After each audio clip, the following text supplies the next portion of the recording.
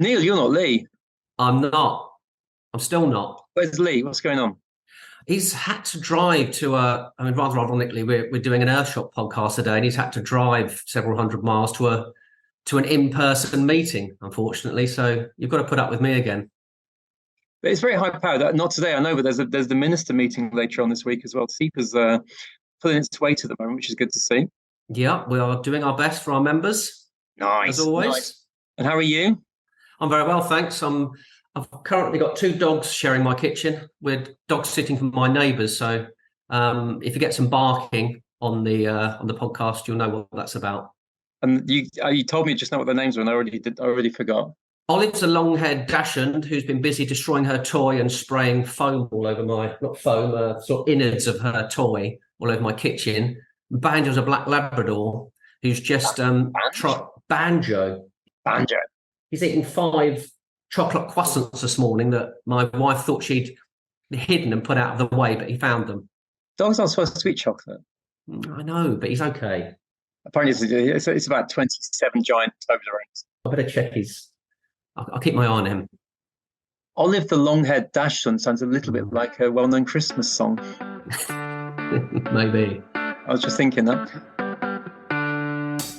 Lee Davis and Gwilym Roberts are the two IPs in a pod, and you are listening to a podcast on intellectual property, brought to you by the Chartered Institute of Patent Attorneys. Neil Lampert, Deputy CEO of SEPA, and Gwilym, your podcast team today. And we are really happy to introduce our guests. This is part of our Earthshot series. I think, as ever, what we'll start with is some introductions going around the screen. So, Kamal, perhaps you could introduce yourself. Hi, I'm Kamal Kalsi. I'm the CEO of KEW Technology Limited, and very excited to join the podcast with you, Gwilym, and Neil as well, and your dogs. They're delighted to meet you too. Thank you very much. Yeah, just watch what that Labrador does after 5 croissants. I'm a bit worried about him now. I know what I do after 5 croissants, but you know. Thank you very much, Kamal. And Amna, perhaps you can just introduce yourself. Hi, I'm Amna. I'm KEW's strategy lead, and I work with Kamal. One of my areas of expertise is on sustainability, hence the importance of the Earthshot. And I'm here today with my cat, and I'm trying to fight it off the brownie that I tried to have for breakfast. But fingers crossed it doesn't touch it, because I think chocolate is a lot worse for cats as well. Is it really? And there's some, isn't it like daffodils or something? There's some flowers that really can't go near, isn't it? Yeah, there's quite a long list of things that cats try to eat that they really shouldn't. Actually, on the pet thing, there's a possibility that my cat will come and sit on the laptop because it gets really warm. So you'll know if it does that, because its bottom basically blocks the camera. But we'll cross that bridge. Lovely to meet you. And Stuart. Hi, Gwilym. I'm Stuart Rowlands. I'm a partner at Maucher Jenkins, particularly interested in the green technology. And I've been working with KEW Technology since I think about 2016. And apparently I'm the only person on this podcast who doesn't have a pet in the room. So I was going to ask about what animals you've got here. Have you ever had a pet, Stuart? I have. I used to have cats, but currently looking to move house. And then the idea is to move and then get a cat after that is the current thinking. So lovely. Well, good luck with that. And we'll be hoping for updates on future podcasts. Thank you. Just before we go into the meat of the session, Neil, this is, as I said, one of the Earthshot series. Do you want to kind of just remind people what that is and also give an update? Yeah, thanks, Gwilym. So the Earthshot Prize is said to be the world's most prestigious environmental awards program. It was launched by Prince William 3 years ago, and it awards 5 prizes of £1 million each to the winners in 5 categories, from climate to reviving oceans, cleaning our air, and restoring nature.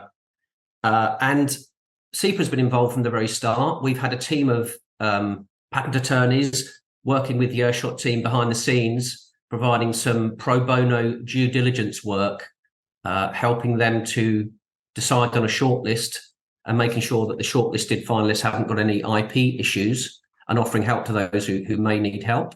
And we're now also, we have been for the past couple of years, an official nominator. So not everyone can nominate solutions and innovators to the Earthshot Prize, you have to be kind of ratified by the Earthshot Prize team. And SEPA is proud to be part of that Earthshot family. And we were at a reception at which they launched their roadmap to regeneration 2023 a couple of weeks ago, which lots of nominators were there. And we were chuffed to catch up with our last year's nominated winners, Notpla, who are creating alternatives to single-use plastic out of seaweed. It was great to catch up with Rodrigo from Notpla. I'll just say that the shortlisted candidates, 15 shortlisted potential winners, will be announced in New York in September. And then the winners will be announced in Singapore at a ceremony on November the 7th. So fingers crossed for all our nominees. Is SEPA flying the podcast team out to do some live broadcasting? We might have to raise some sponsorship for that, Gwilym. I'm not sure our budget can stretch to it, but that'd be fun, wouldn't it? It was always worth a try. And good luck to our friends from KEW for that. It's an amazing solution you guys have got, which we'll Indeed, just hear about. So over to KEW. Kamal, fill us in. What are you guys up to? So look, we're all about circular economy. So the circularity and sustainability is essentially at the core of what we do. And a while ago we used to talk about the energy dilemma, right? It was the sort of split between affordability and the carbon impact of that energy. And for many years, many governments were incentivizing renewable energy, and you had this sort of balance where renewable energy was expensive and fossil energy was still more affordable, and you sort of had to try and get across that balance, hoping at some point the two things would converge. Now, recently, things have taken a bit of a twist, and you now have a third element in there, which is energy security, right? So you now have a trilemma, which you're dealing with, and you're now sort of trying to balance the game again between these three things. Yes, there is more urgency, irrespective of cost, of pushing the sustainability element of it harder.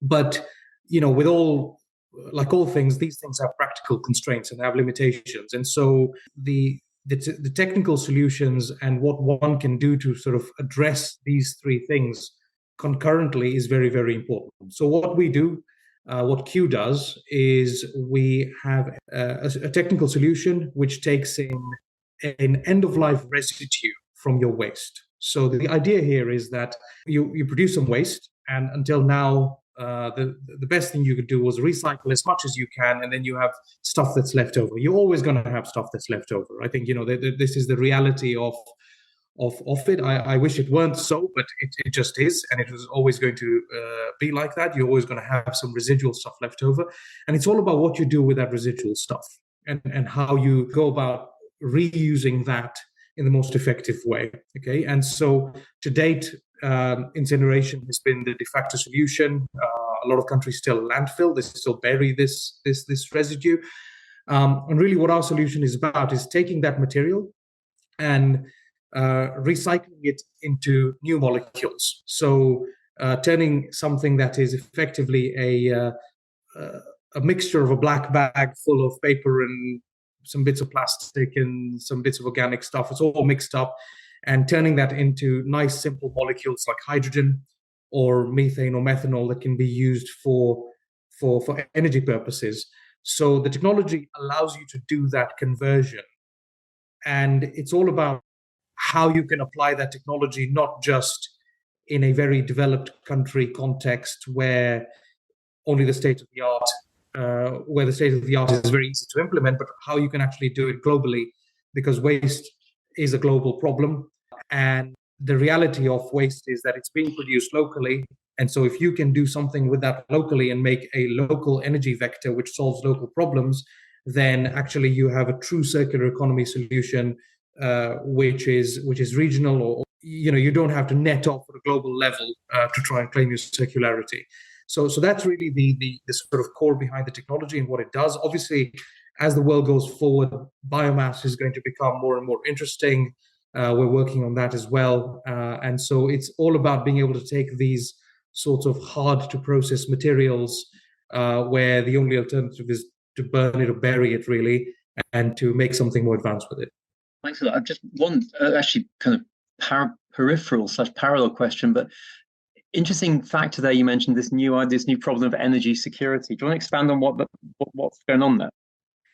Yeah, I mean, look, the war in Ukraine has really been what's triggered it. But you knew that there were within pockets globally. There's always been energy security.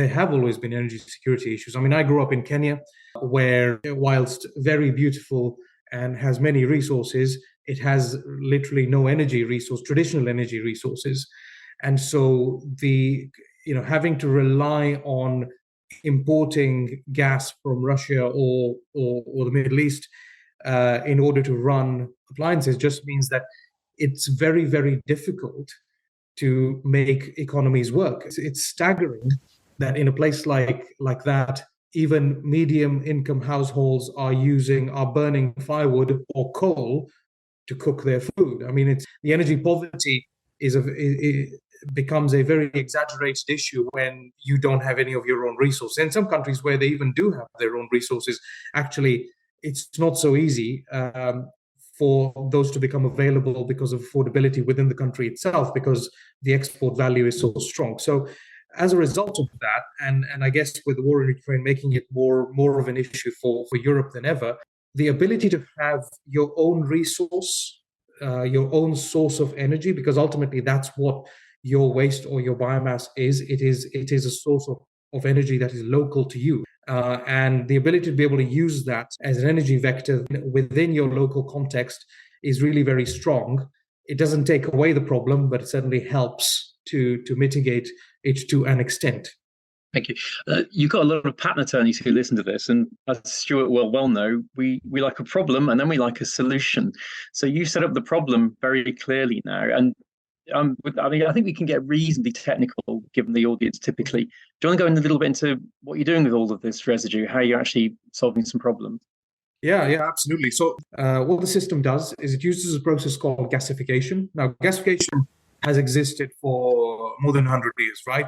People have been gasifying coal to do various things. And so as a fundamental process in terms of chemistry, gasification itself is not a new word. However, the minute you start gasifying waste and not something very straightforward like wood or coal, things get very interesting because waste is very heterogeneous. It varies very significantly. And so you need a very extensive system, which is very clever, in order to be able to take this very big mix. Because, waste, one minute you have a nappy coming through, another minute it's a bottle, another minute it's a piece of wood. And the good old adage, garbage in, garbage out, couldn't be more true, right? In a situation like this. You put in plastic, you get in a very different composition of an output gas, which is essentially how the process works. You put in this solid and out comes a gas called a syngas, which is a hydrogen-rich gas, which then is the building block for everything. So if you've taken a bag of waste and you put it into a gasification reactor, or any gasification reactor, you will get a certain amount of hydrogen and carbon monoxide, okay? Those two things are the building blocks of every other molecule. From hydrogen and carbon monoxide, you can actually put it together and make anything. You can make plastics, you can make methanol, you can make methane, you can make pretty much anything you want. So it's all about getting that hydrogen and the CO to be clean and consistent. Now, how do you do that when what's coming in is anything but clean and consistent? It's waste. And really, that's where the trick is. The trickery is all about I call it trickery, it's science. The science is all about how you take this material, and what we have is a two-stage reaction system where the first part is a gasifier. Fine, it makes this gas. This gas is very variable. It's still got contaminants in it, and it's all about how we clean that. And so one of the first patents actually that Stuart helped us with is something called an equilibrium reformer. It's a second reactor, which takes this mixture of gas, which is sort of all over the place, and the hydrogen is varying and the CO is varying, and you're trying to make sense of it, and it sort of normalizes it and makes it nice and stable. Okay, and this really is the key. And that reactor allows you to produce a stable amount of hydrogen, CO, which can then be cleaned and purified into a nice ingredient, as it were. I call it the baking flour and the water that are needed to then make any molecule the other end. So really that reformer and the IP around that has been critical in order to be able to get the right quality. And that's really the core behind how the technology works. Another element of that, I think, and I should just mention this, is that we focus very much on having a system that is small and modular. So the general approach to life for energy production has been oil and gas centric. Find a big hole out of which stuff comes out and build something on top of it that is as big as humanly possible. Okay, so you can make as much money as possible for the next 40 years off of that. That mentality has to change for the renewable energy world. Waste is not something that travels very well. It's produced locally. It's produced by all of us in our homes. You can't have it travel thousands of kilometers or thousands of miles in order to be processed in some central facility. That just doesn't work. The carbon footprint of that transport negates any positive impact you might get. So inherently, the world is asking for solutions that are smaller and more compact, that can be more localized. And really, this is where our approach of using high pressure with this equilibrium reformer allowed us to produce smaller scale units more cost effectively and go into an almost quasi mass production type system where you have a standard system and it's the same system we'd be deploying in Teesside as you'd be deploying in Nairobi. So it just means that there's a new democracy in town in terms of being able to take this material, take this waste, whoever's waste it is, and turn it into something. It's not just something that's reserved for a developed nation situation where you can build big monster plants, which you can't everywhere else. So kind of one step towards that Mr. Fusion device they had in the back of the car and then Back to the Future, aren't we? Yeah, yeah, absolutely, and it's it's very powerful at the end of the day. Because inherently it's the sort of business where you're dealing with local, and the minute people realize that their waste has value, they get very possessive. So and this is just normal, right? So and that's not just waste as in household waste, but even people who produce agricultural waste, such as chicken litter. It's a problem until they realize they can do something with it, and then at that point it's an energy source. So you have to have solutions that can fit and work alongside the political landscape as much as the technical one. That's an interesting point, actually. But yeah, it's not just about the scientists, is it? There's a lot of kind of local politics and everything else, which I guess adds an extra fun dimension to the challenge for you. But sticking with the science, are you a scientist yourself, or who's the team? Yeah, so my background is I'm an aerothermal engineer. My background, I have a PhD. The PhD was actually in internal combustion and applied thermodynamics. And so, so I'm an engineer by training. I'm an engineer by passion, mostly. I enjoy the tinkering very much. And that's been a fundamental part of, the business journey. Well, I've had a look at your website, and while we all are aware of the concept of net zero, KEW talks about going to negative carbon. Yeah. I mean, that sounds amazing. Can you talk a little bit more about that? Yeah, so absolutely. Look, today there are very, very few technologies that are truly net zero. I know we think of solar and wind and think, well, the solar energy and the wind energy is carbon neutral. So what are you on about? The reality is that there's a carbon footprint to building the solar panels, to building the site, to building the steel, to building the concrete that built that solar farm or the wind farm. And as a result of that, even though the energy itself is renewable, there's a carbon impact in actually building that solar farm. So the reality of when we talk about net zero is getting to net zero is really quite difficult, right? So what you want, wouldn't it be nice if we had a bunch of technologies which would actually take CO2 away from the atmosphere while they did their job? Okay, and that's the category we fall into. So we were very fortunate very early on in the business cycle to get supported by a government entity called the Energy Technologies Institute. It was 50% funded by BEIS, or what was then BEIS and what's now DESNZ, and 50% funded by blue chips, so BP, Shell, Rolls-Royce, Caterpillar, EDF. That the Energy Technology Institute, their mission in life was to find out which technologies are needed to get to net zero. And one of their findings actually was gasification is great because during the process, you make this gas. Okay, you make a gas which has hydrogen, which has CO, which has CO2 in it. And actually, you can remove the CO2 from the process during the process to either sequester it or to reuse it in some other form. And if you do that, the end molecule that you make, the methane that you make, the natural gas that you make, or the hydrogen that you make, is actually is a negative carbon output. So the ETI determined that the negative carbon technologies were a fundamental part of net zero because there are certain things that are just going to be very, very difficult to decarbonize. We will get there in the end, but it could be 50, 60, 70 years before that's actually possible. So these technologies allow an acceleration. They allow a fast track route towards net zero, because if you start capturing this CO2, suddenly you've got this negative carbon fuel out there. And by people using your fuel, it's actually ironically having a negative carbon impact, and it's removing CO2 from the atmosphere in net terms. And that's a very powerful thing. Yeah, it sounds exciting. Thanks. So it all sounds like a patent attorney's dream, this stuff.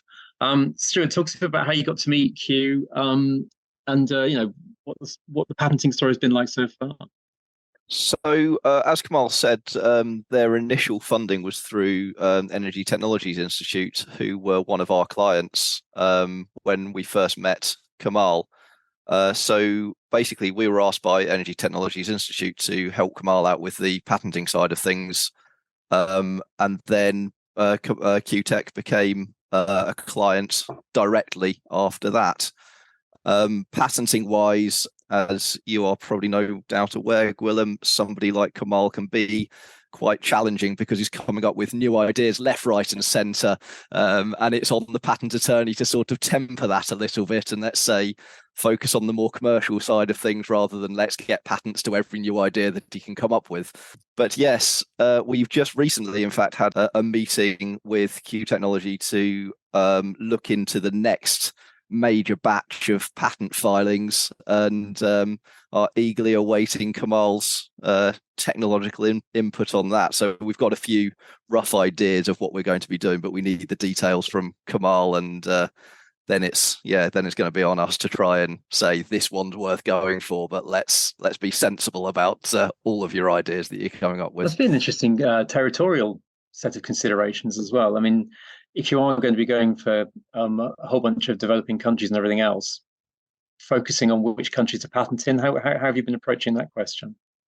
Yes, that is, of course, quite difficult because certain countries is a matter of is it, do you get any return from the investment and things like that when you're talking about it. So you've also got to bear in mind that nobody has infinite resources. So it is a matter of trying to find not necessarily the jurisdiction where there's going to be the biggest environmental impact from the patenting side of things. We also have to consider the money side of things as well.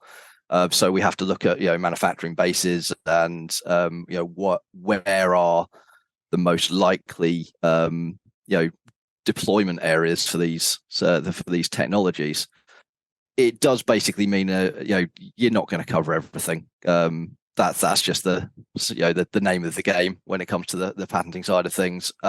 So it will have to come down to a conversation about strategies and things too. At the moment, since we did the first round of patents for KEW Technology, their business has expanded quite dramatically.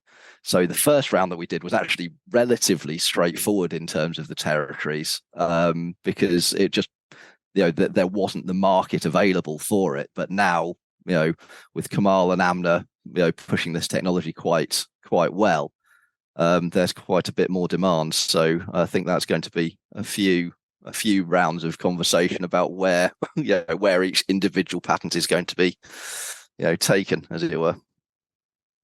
And patent attorney to patent attorney, you enjoying the technology? Oh, I absolutely love it. I mean, and this is beyond just trying to say it because we're on a podcast. In front of it, yes. Yes, I like green technology solutions in general. mainly because I like the way that people will come up with a new way of using an old idea. So take the gasification as an example. Kamal has indicated that it has been known for hundreds of years, right? It's been around for a very long time. But in order to apply it in a new way that has a big environmental impact, that's the bit that requires a really clever innovation. I like seeing those sort of clever innovations. So this sort of thing is right up my street. Is your background in chemistry then, Stuart? No, my background's actually physics. But physicists can do anything. It's a well-known fact. We're good. I was about to say exactly that. We do pure science. Everybody else is just tagging along. Don't tell the mathematicians that anyway. Absolutely. Yeah, I've done a few sort of waste to energy style applications in the past. I've actually got a few other clients that do waste to energy, so I do particularly enjoy that technology area. And again, I mean, just you've seen how enthusiastic Kamal is about the technology. He's great to work with. It definitely helps as well. That's a good point, actually. When you've got a sort of project, any project, but you can really point to the good it's doing, that's going to bring passion with it, I suppose. And Kamal, yes, absolutely. Well, absolutely. I'm sure that's something that's kind of been driving you. But I was going to ask, how close are you to reduction to practice? Do we have things in the field now? Where are we? From my point of view, no. So that's Kamal. Sorry, I couldn't see you speaking. No, yeah, Kamal. Where are we in reduction to practice? So we've got a full-scale demonstrator of the technology in Wednesbury, just outside of Birmingham, and that essentially allows us to have an end-to-end demonstration to a number of different vectors, hydrogen, DME, so on and so forth. And we are currently actually developing our first large commercial project up in Teesside. It's with a number of industrial partners, so SHV Energy and UGI International, who have formed a joint venture between them. They are the world's largest LPG distribution companies. And so off-grid heating is one of those areas that's heavily fossil, and they've taken a very proactive approach of saying, can we replace this molecule with something renewable? So that project, which is a proper commercial, full-scale commercial project, is under development at Teesside. I think we already have planning, and we're sort of going through the development cycle of actually being able to start effectively monetizing license fee from that early next year. Great news. And hopefully, I'm kind of hoping I get the right answer here, but has the patenting process and having patent applications in place, has that been helpful to you in your business endeavors? Yeah, I mean, look, so we were very fortunate that the ETI essentially paid for the early engagement with Stuart's team, because we immediately got a very high quality service with people who really, really know what they're doing, and they understand what they're doing. And as Stuart was saying, can filter out some of the madness and just turn it into good old patenting work. And so we've been very fortunate in that, and it's been essential because this is deep tech, right? You develop a pilot plan, you develop a prototype. The chemistry, the eureka moment on the chemistry for this happened 12 or 15 years ago. It's so unlike many industries where you write a bit of code and then hey, it's all done. You've got to go through cycles of demonstrating, proving, and developing things that work, and forming barrier to entry takes 5 years, 6 years, 7 years, and tens of millions of pounds in order to do it.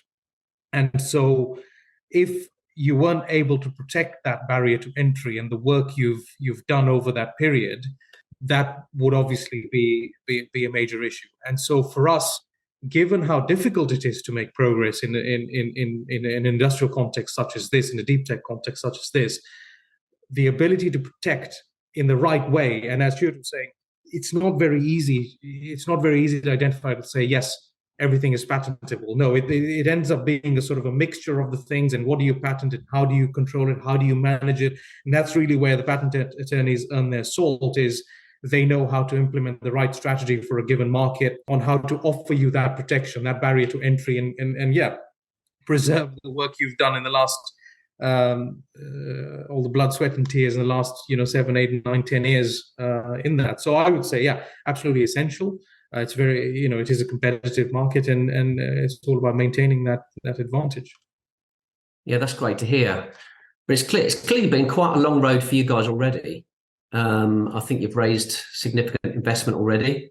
So maybe a question for Amna. I'm interested to know, if you were successful with the Earthshot Prize, what would winning mean to you? What could that do for Kew? Sure, and I think the Earthshot Prize, at the heart of it, is all about sustainability and having a positive impact. It's, a prestigious global prize that rewards and recognizes innovative solutions, and not just innovative solutions, but those that address the world's most pressing challenges. So I think from what you've heard so far in this podcast, I think you can see the mixture of innovation, but also the element of addressing two of the world's most challenging climate change issues, which is waste on one hand and sustainable energy supply on the other. And we take the two and simultaneously use them. For example, waste is usually seen as a problem. There's a lot of zero waste agendas, but what we're trying to do is change the thinking behind that, where start thinking of waste as a resource. Just like we currently think about coal and hillsides, think of all that waste that piles up in landfill as an equivalent of value item that we can actually use, not just to achieve net zero, but also go beyond that to negative carbon, and help offset sectors that will really struggle by 2050 to achieve their targets. So I think looking at that from that angle, and also what Kamal's talked through, which is Kew's journey over the last 10 years and the really critical support we've received through the IP side of making sure that we last, the Earthshot Prize and being finalists or hopefully even winners in it will really help us with regards to raising awareness. Kew is in its initial stages of commercialization.